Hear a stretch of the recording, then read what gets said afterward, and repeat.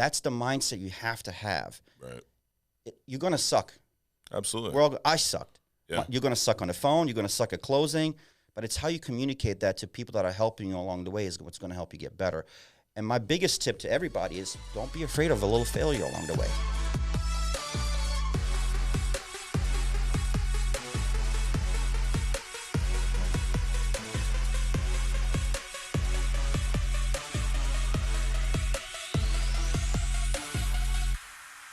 All right, welcome to True Talk. Got my man Dean Pavlic with There me you today. go. Dude, 7 years it took you to pronounce my name. Well, you know, 7 years. I'm going to have to point the finger here, Dean, because I've been calling you Pavlic since I met you. Dude, now, everybody does I'll that. blame Sean. Maybe he told me your name was Pavlic, you know, or whoever hired you. But it took Amela. She came up here, and she's like, we're all Vitches. And I'm like, I don't know what that means. Like, Dean Pavlic. Like, okay, so that's the real name. Yep. So if y'all are calling him Pavlic, that's wrong. That's the wrong one, So that's the only reason we had to come up today was to set that straight. Perfect. Yeah. We're done. Let's wrap it up. No. Going home. But no, seriously, I appreciate you coming up. Yeah, thank you again. Dude, you're kicking ass this year. I mean, you've been Hall of Fame now, is it 3 times? 5 times. 5 times life. No, 3 times live, 2 times annuities. 2 times annuities. Got it. I knew there's a 3 in there. Yeah, there's a 3 somewhere. You're already at Hall of Fame annuity this year. Correct. Almost or just over 3 million. Just a little over 3, yeah. Just hit 3 million in August. Dude, amazing. Congratulations. Thank you. Most annuities you've ever sold in the year. Yeah, this is my biggest year in annuities, man. It's been great. Wow. And you are on track to be a life Hall of Famer Yes. again. You're about 180 or 90 so far. Yeah, just shy. Just shy of 2. 200, yep. Yep. So right around now, you ramp it Plenty up a of little time bit. left. Oh, yeah. Well, the way you sell, dude, you'll ramp it up. But so congrats on that. Why do I tell you that? Because that's why he's qualified to sit here and talk about sales. And this is true talk, but I'm going to make a statement here and tell me if you agree with this or not. Most people suck at sales. Agreed. You agree. I agree. And not because they don't know all the little sales tips and tricks and all, because I hate that, these sales tricks. Well, first of all, if you're in sales, you shouldn't be tricking anyone. Right, exactly. That means you're just a liar. Exactly. We know plenty of those. Yes, yeah. And, you can make sales lying. Yes, you can. But it's kind of like you'll eventually get caught. When I was young, when I grew up, there was a lot of people selling drugs. And then, I'm doing this.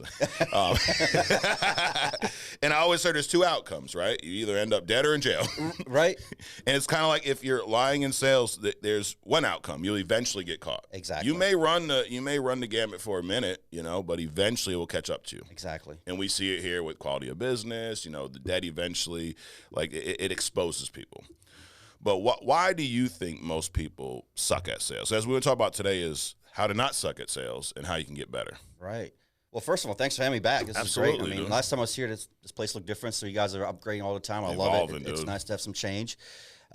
Dude, Mike, honestly, people just are so transactional in modern society that they see the dollar first. They don't see the meaning behind that dollar. So what we do, take for instance, if you were my client, hey, I need to get some life insurance. I need to find out why. Yeah. Not just like, okay, great, here's product A, here's product B. This one has this one doesn't have that. Take it or leave it. And that's what I feel like a lot of people are missing on is they mess up the concept of really finding out the true meaning of why we do this. When I got into the business, 7 years almost. Yeah. For me, it was transactional in the very beginning because you went through that a little bit. I did. Yeah. I did. I sucked in my first couple of months, and I was transactional because I wanted to get paid. Yeah. I was struggling financially. My car was repoed, all these other things, which people know my story. But I'm like, okay, how can I get to the next person faster so I can get another sale so I can keep moving? And it wasn't until I had an individual that I tried to get a hold of because he had sent in a lead through a mortgage protection. I couldn't get a hold of him on the phone. Yeah. And I went and door knocked him. And the moment he opened the door, dude is in tears. I'm like, you okay? He goes, my wife just passed. Wow. And here I'm trying to get in touch with him for 2 weeks now. And he's telling me a story how his wife fell down the stairs and she already had a fractured hip. Yeah. And she, I think, hit her head on the concrete and had internal bleed. I don't know. It was a crazy story. Yeah. And this guy's in tears. He just lost his wife. Yeah. And at that moment, Mike, I realized this is not about me. Too many agents that come into the business make it about themselves. Right. And that was a opening moment for me to really dive into the perspective of their problem. Yeah. So if you fill out a request, and let's say you have a wife, you have kids, you want to cover your mortgage, I need to find out what the worst case scenario is if you don't wake up tomorrow. Yeah. At the end of the day, when you ask the proper questions, the individual will tell you why they want your solution more. And I stopped calling our products. I call them, hey, Mike, today I'm going to find you a solution to your problem. I need to basically find out what the problem is. It's like this. If you have a cut on your arm, your job is to prevent that bleeding. Well, you put a Band-Aid on, you maybe lick a finger, you cover the blood wound. My job is, and not to sound crazy about it, is to take a blade and cut that wound so far open to the point of death because they know I can patch it. And that's how I use that analogy when I teach other people to do the same thing. And at the end of the day, I have the stitches. But how deep do I have to, sew those stitches is to ask them the question, like how badly you want to survive. Yeah. And to me, that's a big why in huge. Sales. You have to have that. If you become transactional, well, yeah, you may make a sale, quickly get paid, but guess what? They're going to cancel because they don't understand what they got. Yeah. So when you started, you said you were transactional. Yes. Just because now you weren't in sales prior to this, right? Briefly. Supplement sales. Okay. But which is transactional. It's transactional, but we're talking about people who just want to get hyped up on caffeine and go to the gym and come back and take a protein shake afterwards. To completely different animal. If I don't buy your protein, it's like, dude, I'm not going to die. It's okay. Exactly. You can eat whatever. Exactly. So you kind of had that same mentality here, and then I think, guys that brought you in, they're kind of transactional, car, whatever, salesman. But how long, from the time you got started till you met that client, what were you, a few months in? That was probably 3-4 months in. Okay. So you didn't have a death claim or anything yet? No, not yet. So it's brand new. Brand new. I didn't have a death claim at that point in time just yet. It was more so, hey, I got leads. I got a process. I paid for the leads. Yeah. I wanted to go work. I wanted to make money. I was like, hey, it started great. I made money my first 3 months. I was like, let's keep going. And it wasn't until that moment. That's what really made me realize how real this is. Yeah. When you hear that person on the opposite end of you telling you that their wife has died and you didn't even get a chance to help them before that. Right. That was like, holy moly, this is wild. Yeah. What did you change in your process and your approach once you had that, incident?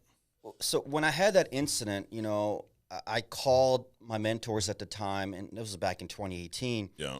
And I was like, hey, I have an individual. This is what they're going through. Like, what can we do?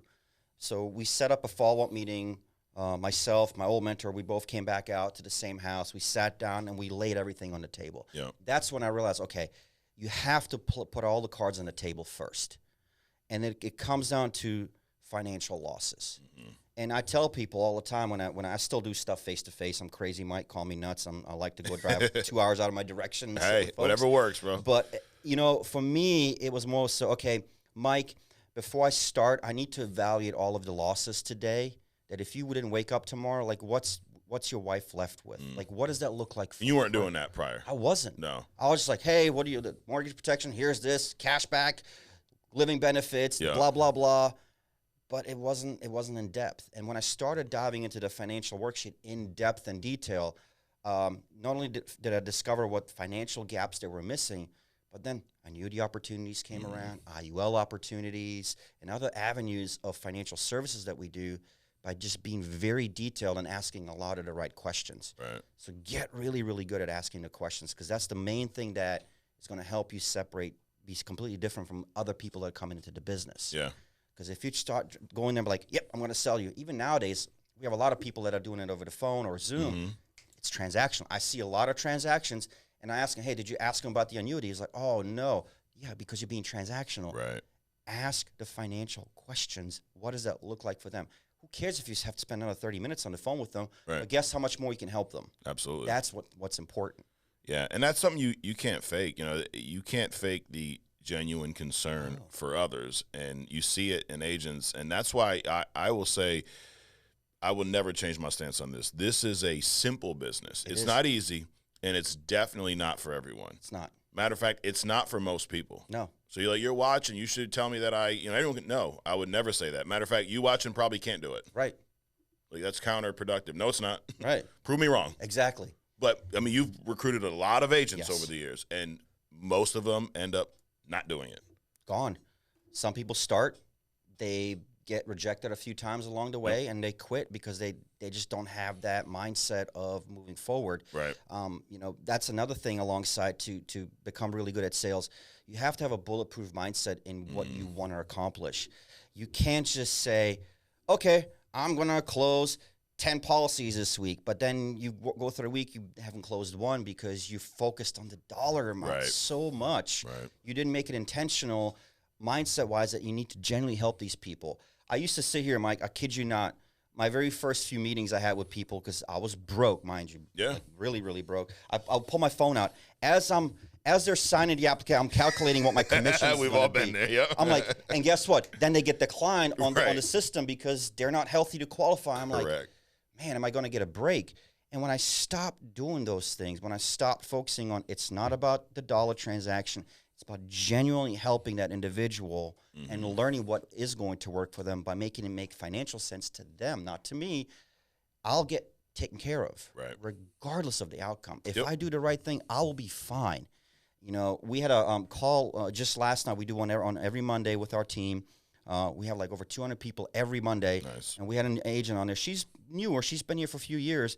But she talked about how in 1 week she had 58 appointments, 0 transactions.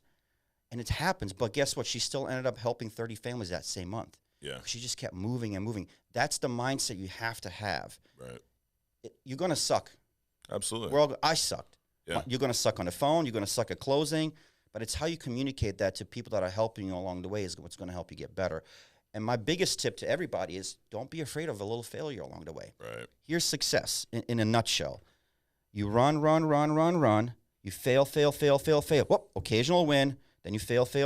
Oh, maybe an occasional win. Oh, it's decline. You fail. Oh, now I have 5 occasional wins in a row. Right. It just happens like that. But it's all about consistency and being persistent along the way when you do this thing.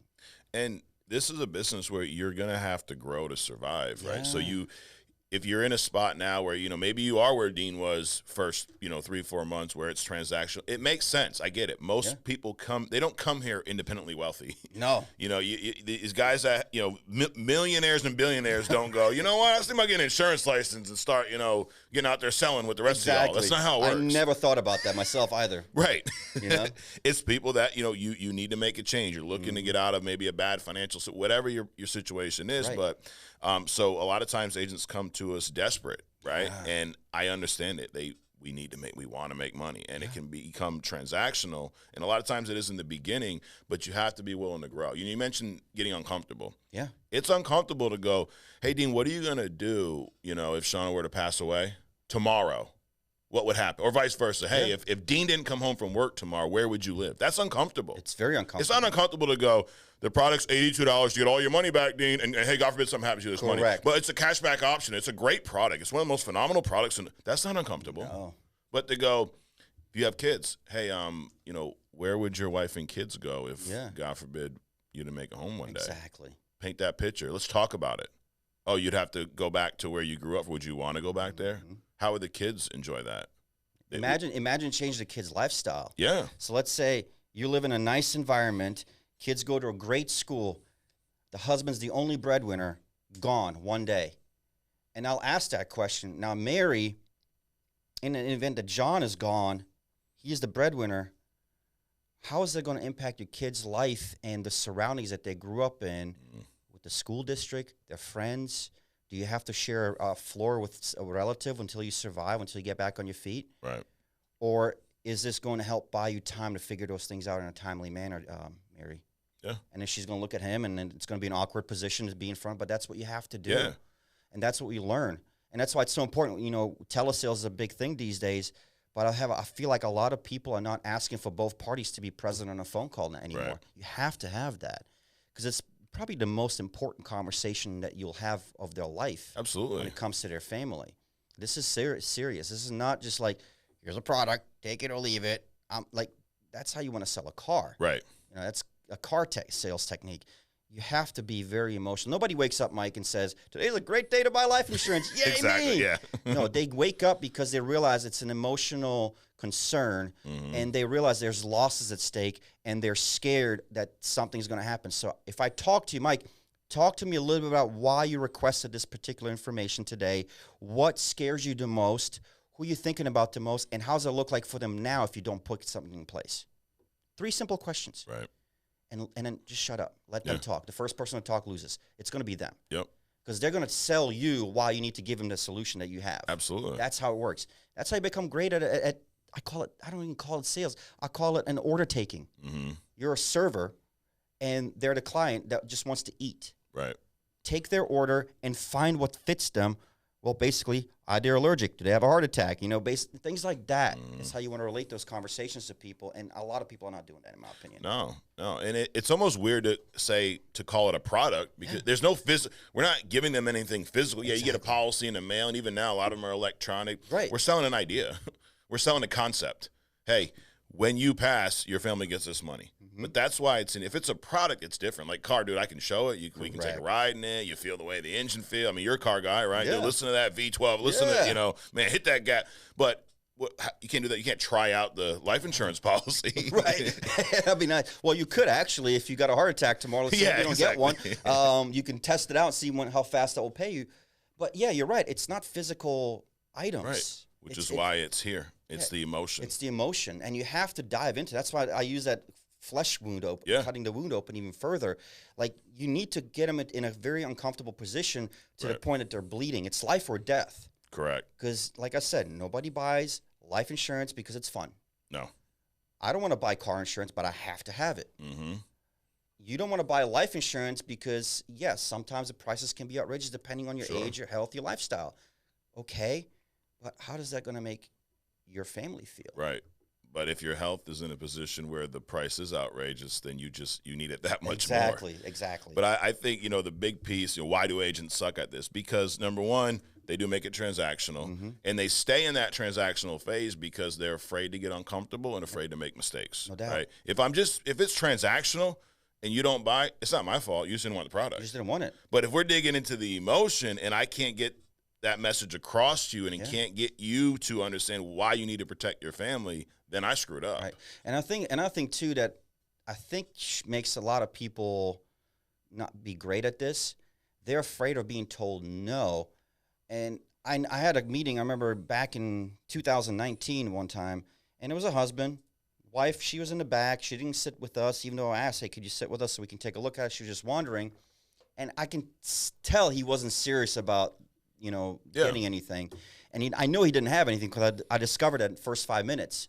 And I asked him, I was like, hey, do you not care about your family? He goes, who are you to tell me that I don't care about my family? I was like, slow your roll. I'm just asking respectfully because your wife's back there. You don't want to protect her.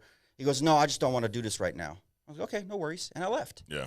I'm not going to get emotional about that. But a lot of people do. And that's why they're terrible at developing that skill set and getting better because they're afraid of rejection. Mm-hmm.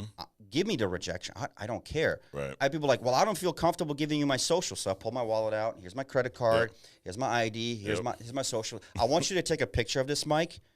And I encourage you. So, no, I'm okay. No. I want you to. Because I want you to feel secure that if anything happens, which I know it won't, based on my knowledge here, I'm not going to screw you. But if you feel like I'm going to, report me. Yeah. And they're like, no, I'm okay. Let's move forward. Right. Get uncomfortable. Yep. And that's why it's so much harder nowadays to get uncomfortable because we call people, we try to do a one-call close, or we set an appointment. We don't ask the right questions. Right. Are you sending your ID over? Are you sending a digital business card over? Are you sending your state credentials? That's the first thing everybody should do. Yep. You have to. And here's the best way to seal the deal, too, when you're doing it, to improve your closing and persistency ratio. How many agents have cell phones? 100%. Yep. How many agents close a deal over the phone and they don't do this? Go on video. Hey, Mary, this is Dean. I just want to say thank you so much for allowing me to help you today. I want to send you a personal video to let you know I'm a real person just like you are. If you need anything, please save my number. Click send. How many people do that? I bet you zero. Probably. You know how much retention you retain by doing that? So, dude, that's one hell of a battery, though. I know, right? Holy shit. What's that thing last? 4 days? For almost 2-3 days. Yeah, if you don't play on it, right? Right. Yeah. But it's that getting out of your comfort zone because nobody makes decisions when they're comfortable. No. It's easy for the client to go, yeah, I'm all set. Let me get your card, Dean, when everyone's comfortable. I remember the first time I really got uncomfortable in a home. I was in the business, Dean, probably 2-3 months. Mm-hmm. I just transitioned from part-time to full-time. And I was selling consistently, doing okay, but I was not challenged. I was selling the ones that, were laydowns. I was waiting for the client to tell me, hey, we'll fill out an application. Right. And I've always heard, just pull the application out. And you guys don't get nervous. We weren't e-apps back then. They were paper. They were paper out. But I remember those days, too. You remember? Yeah, but we had them. Yep, but the training was, dude, just pull out the application, assume that you're going to help this family, and start asking questions. So Sean called me. It was a Sunday night. He's like, dude, I got a 7:30 appointment. I'm double booked. Sean, he's a salesman. Right. Dude, these guys, they won. I talked to them over the phone. It's a slam dunk. It's a grand slam. Okay, dude. You give me all the baseball and now right. I got you, bro. So I get the appointment. First time you ever gave me an appointment. Go to the house. Dude, looking at the house, it is your perfect appointment. Right. Married couple in their 30s, one newborn child, both working.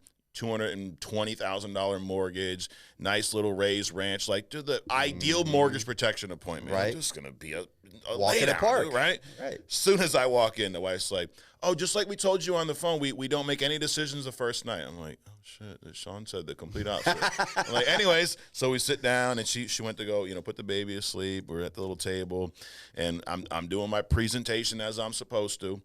And then it gets to that point where I'm supposed to pull the application out. I've shown them numbers. I've talked about, hey, if you were passed away, blah, blah, blah, figure out where they work, income, all that good stuff.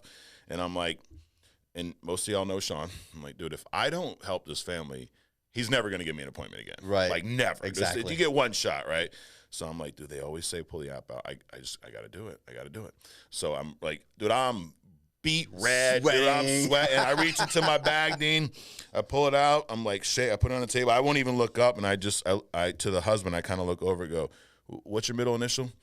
And then he gives it to me. And then the wife's like, wait, what are we doing? He goes, I think we're filling out an application. And I think we're just go with it. I'm like, yeah, we're filling out an application, see if you get approved for the coverage. And then and they just started going with it. I'm like, oh shit, it was me the whole time. Right. Wasn't them. Mm-hmm. And then I go to it. And then, is there any reason that if this comes back just as we applied, you wouldn't want it? Right. No, we just like to think about stuff. I'm like, well, the carrier wants to think about you too. Right. But if it comes back at $84 a month for this coverage, why wouldn't you take it? No, you're right, we would.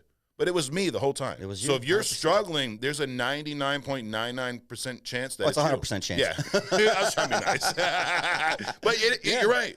And that's probably one of my favorite things about this industry, our business specifically, is your success or lack thereof is 100% on you. Dude, no doubt. And that was the biggest thing, man. It's like when you have experiences like that, and that's how you learn. Yeah. I remember my very first meeting, very similar, right? I had no idea what I was doing. Your first appointment? My very first, actual, outside of War Market, because I did help a lot of people within my inner circle, Facebook, whatever. Right. But my actual lead appointment was an age lead. I door knocked, and I left a yellow tag for them to call me back. And they called me back. I was like, oh, my God, they called me back. What do I do now? And they're like, yeah, come on by Tuesday. I was like, I have an appointment. So I go there, and I had no idea what I was doing. But I was taught to use the financial client worksheet to its fullest. Okay. That was the first thing that I was taught, because if you don't have that foundation, you're never going to discover the problem in the house.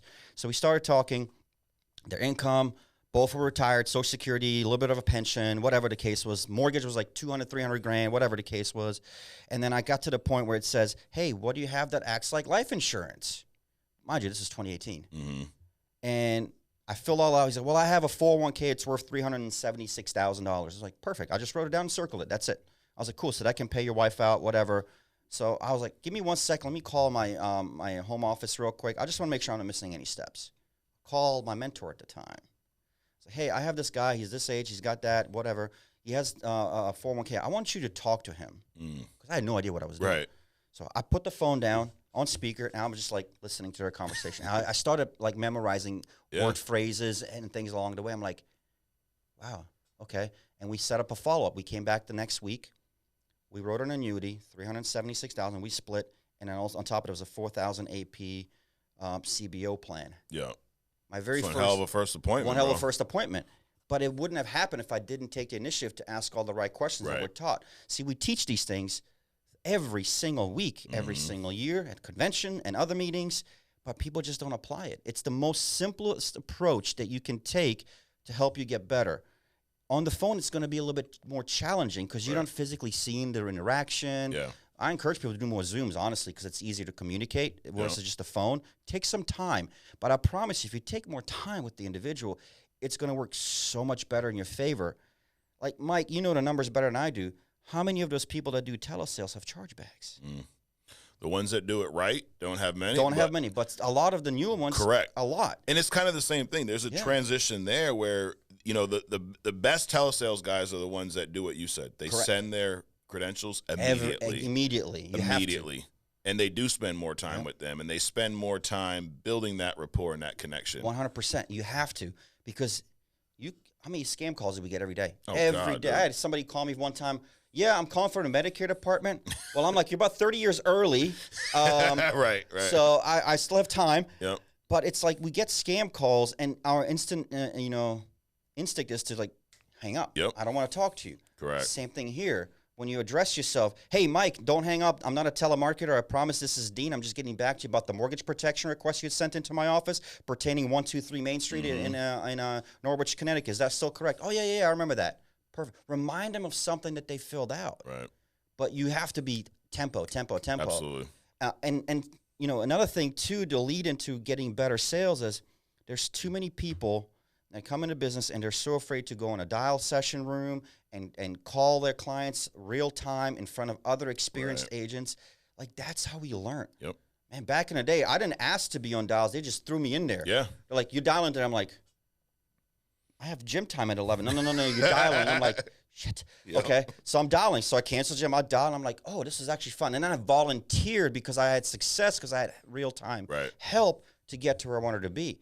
These are things we did. And why are we not doing them to this day still? Right. We still have plenty of us old dinosaurs who have been in the company 7 to 10 years that can still teach you this. But why aren't people participating at it? That's the big question. Believe it or not, your phone skills are going to turn you into a better sales closer ratio along the line, because it starts there. Yep. And then you learn how to fail. Okay, I said this. What can I have said instead? Even if you close somebody today, Mike, and you call me and say, hey, I got to close. Perfect. How did you close it? What else can we add in there to help you prevent chargebacks? Maybe you missed a few other steps. I did it all the time. I call my mentor all the time, like 15 times. I'm like, hey, I'm sorry, I'm calling you. He goes, no, you're learning. Don't apologize. And that's how I learned. Absolutely. I did the things that nobody else wanted to do. You said a couple of things I want to go back to. You said before you were running your first appointments, you helped out warm market. That's also something that I think is lost on a lot of new agents. Oh, my God, tons. And it's a great – now, forget about just learning how to sell the product, getting through that process. From a recruiting standpoint, it's a great test, because, Dean, if I recruit you and you get started and you don't know at least 3 to maybe 5 people that trust you enough to let you help their family, that says a lot about you. It does, because, I mean, you're not selling them a vacuum. Like, dude, if we're doing that, I get it, bro. I got no one wants to buy a damn vacuum off me. You know, most of my friends have hardware, whatever the damn. Sure. But this is life insurance. You don't know 3 people in your immediate family, friend, neighbors that like you, trust you enough to go, yeah, Dean, I'll sit down with you and allow you to protect my family. That's how we started everyone back in the day. Like, you want leads, dude? Go help some people around you first. Exactly. And you learn a lot. You can make mistakes with those people. Dude, I helped my uncle. My wife worked at a bank at the time. Dude, I wrote just about everyone in that bank a policy. I helped my uncle, my aunt, like a ton of just warm market people. And in the first couple, Sean went with me. Like, we wrote my mother-in-law a policy, my wife's grandmother a policy. Sean came to the house and walked me through it. But I think that's also a piece that's missing. It is. Test every agent, dude. Well, what if they can't find a few people? I wouldn't trust them. You know, everyone has social media these days. Right. And one of the first things I did, so I established a network of people in my previous job, you know, selling pre-workouts, powders, whatever. And people bought a lot from me. I would always give them deals. Careful when you say selling powder. Well, protein powder, pre-workout, amino acids, those powders, that's it. Okay. Nothing illegal. Not like those guys on TikTok with the abs and all that. Yeah, we're not doing all that stuff. I wasn't that guy. Okay. But I did it in a way because I always gave people deals. They trusted me, and they always came back. They were always repeat customers of mine. And essentially, they ended up being relationships. I would see them at local events and whatnot. So when I transitioned to Family First Life, the first thing I did, I went to those same exact people that I had relationships with. Hey, by the way, I'm no longer doing supplements, but if you need help in the financial life insurance space, I can help you. The first 5 people, I need a policy. Yeah. First 5 people. I'm like, this is easy. Right. I made my first few sales. I collected some money. I didn't invest it in leads because I was still too scared to invest, which we can talk about the scare part of that too. It's like, I was like, I got a network of people. Yeah. And then eventually my mentor was like, well, you do realize you're going to be part of the NFL club. I was like, NFL club? I'm not playing sports. He goes, no. That's the No Friends Family Left club. I was like, oh, that makes sense. Right. You only have so much in the warm market because I was afraid to invest leads. But essentially then I turned and started getting leads. And since then I haven't stopped. But my point is, like you said, everybody knows somebody. Mm-hmm. If you have a relationship with people and somebody trusts you, whether you sold them a car, you babysat their kids, whatever the case may be, they'll get something from you because this is important. And when you start telling them about the values of a policy in general, we got so many carriers now that are phenomenal. I mean, I think the IUL is probably one of the better structures out there, not just because of cash value, but what it does on a long-term scale. Living benefits, death benefit, things like that you can offer. And those are the things that really can set you apart. I've written annuities off referrals from Facebook. Yeah. Annuities. Like several $100,000 worth of annuities easily. Because I would take a statement of an actual client of mine, block their name out, cut it out, and show their performance what they gained. We're like, I need that. Yeah, absolutely you do. And you never lost. So these are the things that a lot of people are not doing because we're taught to just, some people are taught at least, to just be fast-paced. Get leads, sell, leads, sell. Like, okay, how many of those clients are you retaining? Correct. How many clients I have policy reviews to this day? I can probably sit down for the rest of the year, not buy a single lead, and still close out 300 grand on reviews. Oh, yeah.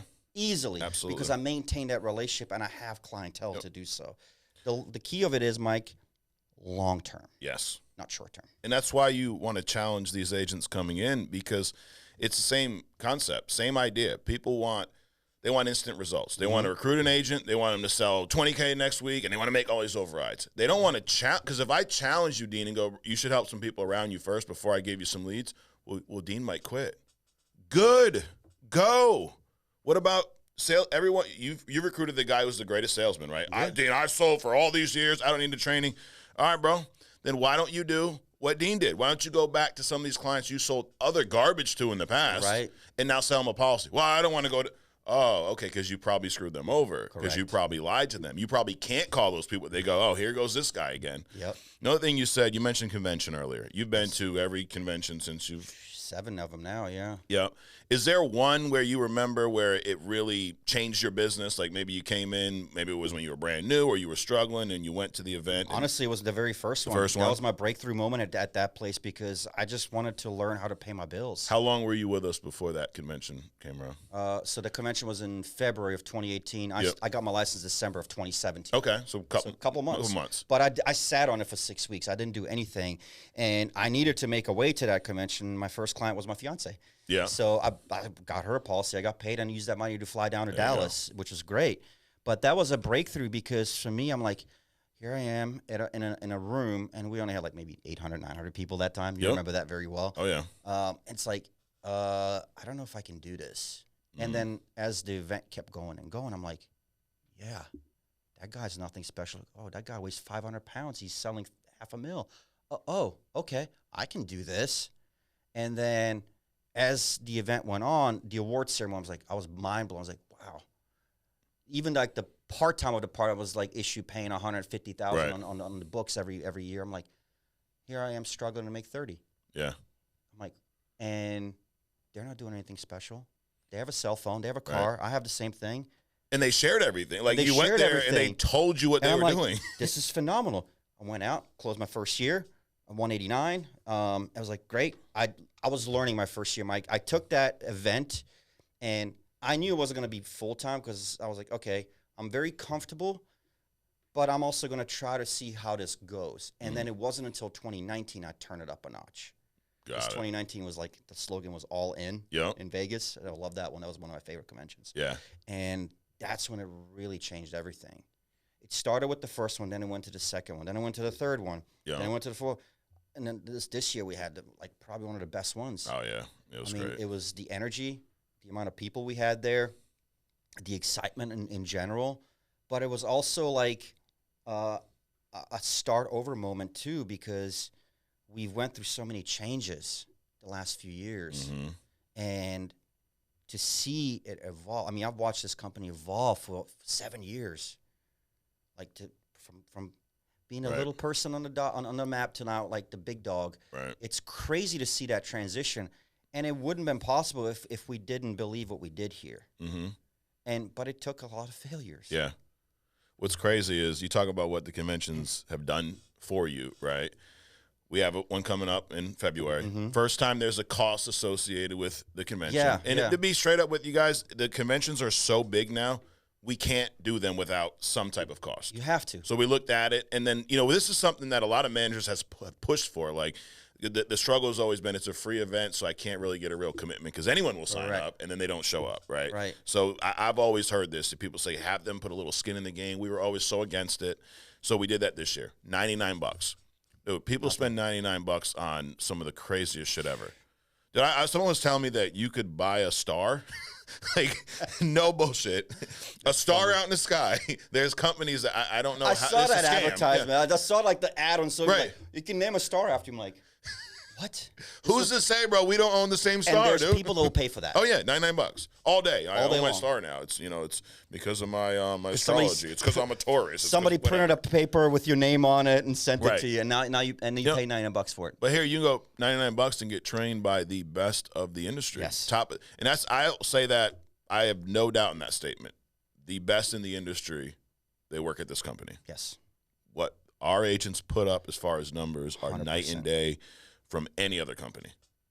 And you mean to tell me that there's a $99 barrier blocking you from – it's insane. I have so much to say about that, but I'll keep it simple. So put it this way. How many people will pay $99 to go to dinner? Everybody watching. Once a week. Everybody watching. Easily. Yep. How many of people that are going to see this are going to spend $1,500 to go see one of the top public speakers out there for a 1 day, 2 day event? Good chunk of them. $1,500. Yep. How many of our managers have to pay for a room at a hotel for a conference that they're going to host out of their pockets for everybody else to sit in for free? Meanwhile, cool, I went there for free. I paid for the flight, whatever it was, and the manager will provide food, whatever. Yep. And it's 1,000 people there. How many managers do that? Right. But nobody says anything. No. Dude, it's $99.99 to have a ticket for 3 days. Right. To learn about being successful here. It was great when it was free. Sure. But here's the thing. Think about how many people fought over seats every single time. Even myself, I'm like, crap. Yep, waiting at the door, right? I'm like, I don't want to be at the door. I want to sit up front. Right. And I'll be honest, I snuck up in a few of them to get in there to get the best seat. Yep. But it's like, you push through people, you rush and you run, people run in there. It just makes sense. And here's another thing, too. I mean, we're in our convention center with everything available to us. Right. That stuff's not cheap. No, God, no. Like, I know what the stadium cost Yeah. in Miami. That was free. Yeah. And how many people took that for granted? Most.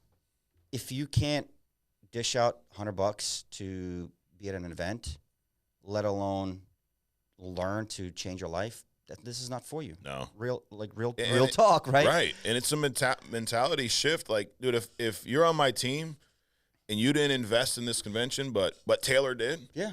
you may be a better salesman right now, but I'm going to spend more time with him. Correct. Why? Because he's not afraid to invest in himself. And that's the thing. You're not investing in your $99, trust me. Yeah. It's still it's a fraction of the cost. I got a new guy that just booked a ticket down to the Ignite series. Good. And that's a free event. That's a free event. And he's flying from Virginia. He just spent almost $1,000 to fly with the hotel and everything. Right. $1,000 that cost him to be at an event. Yep. And he's going to learn from top leaders at a 1 to 2 day event there in a smaller capacity. But it blows my mind, Mike. How many, like, you remember those meetings we had on a quarterly basis? Mm-hmm. The spring, summer, fall conferences before the main one? Yep. How many of those managers had to pay for those rooms on their own pocket to host that? And some of us flew cross country to be at them. Mm-hmm. What about that event in Phoenix at the big church that was done? Yep. That wasn't free. Nope. None of them were. But everybody attended for free. Correct. but nobody said, hey, let's contribute to cover the cost basis. Yep. To me, it's silly when people argue over that. Oh, yeah. It's an investment in yourself. You're the one that's going to benefit from it. But they'll pay $1,500 for what's his name? What's that one big guy? I don't even know. There's so many of them these days. Oh, yeah, so many. They'll pay $2 to $3 sometimes Yep. to walk into a venue. Correct. Or they'll go to a football or basketball event, pay just for 4 hours of excitement, Right. and then you watch your team lose. Yep. 100%. Dallas Cowboys. Yep. I'm not a football guy, but they lose a lot apparently. They do. You're gonna piss No people offense off, to you, but yeah. Cowboys fan, but the thing is, how many people spend season tickets to support a team that's not at the highest rank? Correct. Here you have a company at the highest rank. No pun intended. We are the highest. I don't care what anybody says. Yep. Numbers speak volume. We're the highest ranked. You have an opportunity. I'm gonna do this motion here because we're It at works, it. right? It works. I don't know how he does it, but it works. To learn, I'll pay. Right. If they said it was $200, I actually bought the VIP tickets. Why not? You get meet and greets. You get league giveaways. I don't care about the meet and greet. I just want to sit up front. Right. That's how I learn. I don't want to sit in the back. That's where the distractions are. I'll see Correct. people getting up and down, moving. When I'm in the front, I'm in the zone. Like, that's how I am. Dude, it cost me $100 to fill up my gas tank. Like it's nothing. Speaking of that, you're a car guy, right? We kind of like to wrap with some stuff that has not a whole lot to do with life insurance, but everything. Because how long you been a car enthusiast? Oh man, since I was a kid. Yeah. Yeah. How'd that start? Well, we lived in Germany. Yeah. And, growing up there, you see performance BMWs, M3s, M5s, whatever. Yeah. And I was always a car guy as a kid growing up. I always played with car toys and things like that. And then when I was in high school, I was always fascinated. Like, we talked about how Fast and Furious changed a lot of it. It's like the culture of car evolution. That movie kind of like paved the way for a lot of us car gearheads. And, I had a Pontiac Grand Prix back in high school. It was base model of the base model. Yep. But here I am. I'm going to AutoZone. I'm spending my part-time dollars. I used to work at Papa John's Pizza, by the way. $6 an hour, making pizza Killing it. while I was in high school. And I was like, I would go to every time I get a paycheck, what wire loom covers can I buy? What neon lights can I buy? And I would just customize it, and I would learn on my own. Yeah. I never paid anybody for it unless it was something complex. And essentially, it became a hobby and a passion of like, okay, as I got older, started making money in other avenues. I was like, I'll have this car, I'll have that car. And it's like, and I'm very picky who touches my car. Like, my hands are busted because I like to work on my own stuff. Yeah. Like, you look at my car now, I've tore that thing to pieces from suspension. I took the engine apart, put new parts on it, everything on my own. What are you driving now? Shelby GT500. Nice. Yeah, so I literally just got it built. It's almost 1,000 horsepower. It's ridiculous. Yeah. But I did it myself, and I pride myself, and I learn a lot from YouTube University nowadays. I bet, yeah. Dude, you watch people like, how you take this apart? They go in detail. I'm like, oh, I can do that. Yep. It's simple things. But it became a passion as I was growing up, being around cars and loving it. And I took mechanics courses in high school for a little bit. That was fun. Yeah. We tore engines apart, rebuilt them from scratch, put the bolts, torqued them, and all these other cool things. It's fun. To me, it's when I have either a busy week, going out doing what I do with the business here. There's these days just like, leave me alone. I just want to go in the garage. I'll wrench on things. I'll go for a drive. Right. It's fun. To me, it just kind of clears my head. Yeah. Outside of the gym, that's just like a little stress reliever. Gotcha. That's awesome, dude. So you got the Shelby now. Yep. What are some of the, you've had a handful of cars over the years. Man, I had tons, man. What are some of your favorites? Well, the Shelby's the longest I've kept for Really? a long, 2 years almost. Okay. Every other car's like 6, 7 months, build it, sell it, buy something new, play with it. I wasted a lot of money on cars. Yeah. Is there one you missed? Like, I know you love the Shelby, but one like, damn, man, I wish I had that one still. Honestly, I think the one I missed probably the most, man, I had a lot. I had 2 Corvettes. I had 8 BMWs. I had Subarus. I had 2 Raptor trucks. I have, you name it, man. The Shelby's probably one of my favorites because I like the old V8 muscle sound. People are like, well, you make a lot, doing what you do in your business. And why don't you buy a Lambo? I'm like, I drove one. I'm uncomfortable in it. Yeah, what are you going to do, drive that every day? Like, no, come on. I literally sat in the Lambo. I was in Miami a couple of years ago, and I rented one. I actually went down to one of the conferences Sean was hosting, and I was like, let me go rent one. I just want to see, because I was like, oh, these are cool. Always my favorite look. I was like, driving like this. I'm like, it sucks. Right. It's uncomfortable. It's fast. It was fun, but I like comfort. Yeah. And I always liked the aspect of having a V8 muscle car. Yes. And it just rips and screams, and it's one of the best things ever. As a car fanatic. Yeah. The one I do actually miss, I had many years ago, I had a little 1 Series BMW. It was a stick shift, 6-speed manual. It was tiny. It was quick. I only held it for like 3 months, and I sold it. And I was like, I should have kept that one. Would have been fun to really work on it. That was probably one of my favorites. Yeah. Yeah, that's awesome. And that's part of the beauty about this business is you're able to do stuff like that. And if y'all are watching, like, does that mean I'm going to buy? No, these are Dean's results. No. This is what he's done at his level. And I'll be transparent, Mike. My first 3 years, I was I lived within my means. Yeah, I didn't splurge on it. I mean, heck, we lived in an 1,100 square foot apartment, 2-bedroom apartment. My first couple of years, I had a 5 Series BMW with 200-some thousand miles that drove me to appointment to appointment. Then eventually that thing was gone. Then I had a diesel Mercedes with like almost 300,000 miles. I didn't care. Right. It was clean. It took me from point A to point B.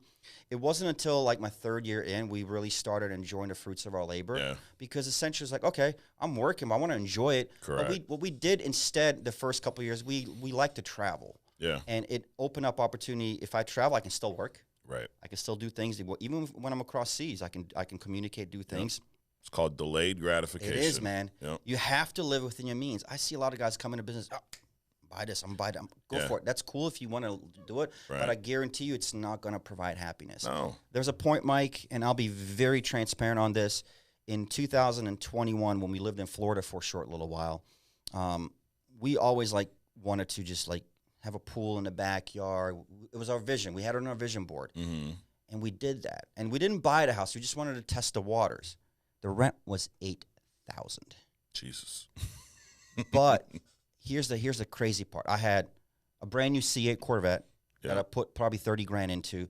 My fiance, she had a convertible BMW M4. I had a Jeep to get me around in and out of appointments, the little old beater. We had all of these little luxury things, and it made me depressed. Really? Because for whatever reason, I mean, we lived in a really nice area of Tampa, like 2 minutes from like the nicest houses you can see from a mile away, and it didn't provide me joy. I was actually I was eating McDonald's 3 times a day. I had blood pressure issue. Wow. I was in a depressive state. She got cancer, but also part of it was living in a house that we didn't realize had mold inside of the ducts. Yeah, and everything changed. But my point is, no matter how many materialistic things I've actually had at that point in time, it didn't fill anything for me. No. I was like, this kind of sucks. So we stepped away. We moved to North Carolina, lived in the country. Still had nice stuff, whatnot, but it was a lot calmer. Yeah. I didn't live around the temptations of expensive luxury all the time. Now we're in Virginia, same thing. We live in a nice neighborhood, nothing fancy, nothing crazy, nice little house, perfect. Yeah. 2 dogs, and we're still doing the things we want to do, that's but awesome. On a completely different mental aspect. Yeah. So my point is, to some, money can provide you maybe that joy. To me, I'm older. I'm 39, almost going on 40, And some of these younger guys, cool, enjoy it. It's not forever. Right. It may provide happiness for a long time. It may not. But to me, it's more of like a flex. Mm-hmm. Yeah. I'm older. Like, I had that flex when I was in my late 20s, early 30s, That was my flex. I'm cool with it now. Right. I'm fine with where I'm at. Have 2 nice cars. She has a nice car. We have dogs. We have a house. Everything's great. And I'm just focusing on helping other people. Yep. That's it. That's awesome, dude. Yeah, so if you're watching, he had all those cars. This is going to be a get-rich-quick scheme. No. Notice he said he lived below his means for a long time. Yeah, absolutely. And I had a conversation. Yeah, I had a conversation with a new hire last night. He just got his license the other day, and super nice. Got a car guy as well. I met him at a car show. We started talking, and he got interested. And he goes, and I told him, I was like, hey, will you make your first 30 grand your first month? No. I told him it straight up. You're not going to make 30,000 your first month. No. Will you make it a second, third? That's up to you. Right. You're in control of where you want to go, how far you want to take the business to the next level. But you have to understand that it's always bigger than you. Yeah. No matter what we do, it's always going to be bigger than you. Don't twist it. Absolutely. Well, dude, I appreciate you coming up and sharing this. Last question, dude. I think I asked you this on the last podcast, but I'm going to ask again. We'll compare the answers. Sure. What's the best Fast and Furious movie? The first one. First one? Okay. You can't. I mean, up to point, like the 4th. After that, it started going downhill. Yeah. Me, I'm tied between the first. Unless Fast Five's great. Fast Five was good. Yeah, it wasn't bad. Yeah, but they didn't have like races. It's like no, there's like 2 races. Yeah, 2 races. That's it. Yep. That's not what the movie was all about. It was built on a foundation of street racing culture. Outer space? Yeah. Like, come on. Yeah, we got a little it's crazy. A little too much. I heard the next one's going to be a little more grounded, so we'll see. I don't know, man. Even this last one, like him jumping off the dam to CGI. The last one was effect. probably the worst. Dude, like, it's too much. I think Fast X is probably the worst one. They're doing too much, man. Yep. They're really doing too much. It's like now, you're a Marvel fan, right? Oh, yeah. Like, they're bringing in, what's his name? Robert Downey back, and it's like, oh, now he's Dr. Doom. I'm like, no, he's Iron Man. Like, what are you guys doing? Multiverse. I'm like, okay, this is kind of dumb. I love it, but it's fun, but it's like too much. It starts getting to the point. It's like, okay, he's known as Iron Man. Like, how's that going to correlate with the rest of the crew? I don't know. We'll have to wait until see it. Yep. Did you watch Deadpool? Oh yeah, the 3rd one. Yes. What'd you think of that? I loved it. I think it was great. Yeah, it was fun. Lots of profanity. It was fun. A lot. Yeah, it was a lot. Yeah, we can't cover it here, but it was fun. It was fun. Yeah. You know. But it's kind of like, doing too much. Same thing as business. Don't get started and try and do too much. Correct. Yeah, yeah. It's a progressive growth, and what we talked about today. These are Dean Pavlich's. Yes. Pavlich. Yep. These are Dean's results. They're probably not going to be yours. They're not going to be yours. So don't take this and go, I'm going to be. Maybe, but are you willing to do what he did? Are you willing to go through the shit he went through? You may be able to do more. I don't know. Up to you. Absolutely. I mean, I can't compare myself to Steve Giordano every time. Dude's an animal. I have a lot of respect for. We talk a lot all the time. We know we're huge wrestling fans and whatnot. But it's like, dude, he's on a whole new level. Correct. Can I beat him? I probably could. Not saying I can't, but do I want? No, that's his. Right. That's his path. Goals. Yeah. I have my own path. Whatever your path is, create it. But don't kill yourself with comparison to yourself to somebody else. Create your own path. I create my own path. I wanted to get paid. And I got better. Here we are now, and essentially you'll figure out your path to make sure it's long term, not short term. Absolutely. If you do it short term, you're going to be broke forever. You're never going to make it. Make sure it's consistent on a long term basis. There you go. Delayed gratification. That's it, man. Do appreciate you. Absolutely. This was great. Thanks for coming up, guys. Thanks for tuning in. Let everybody know where to follow you on social. At Apollo_Flex85. There you go, guys. You know where to find us every week right here on True Talk. We'll see you next week.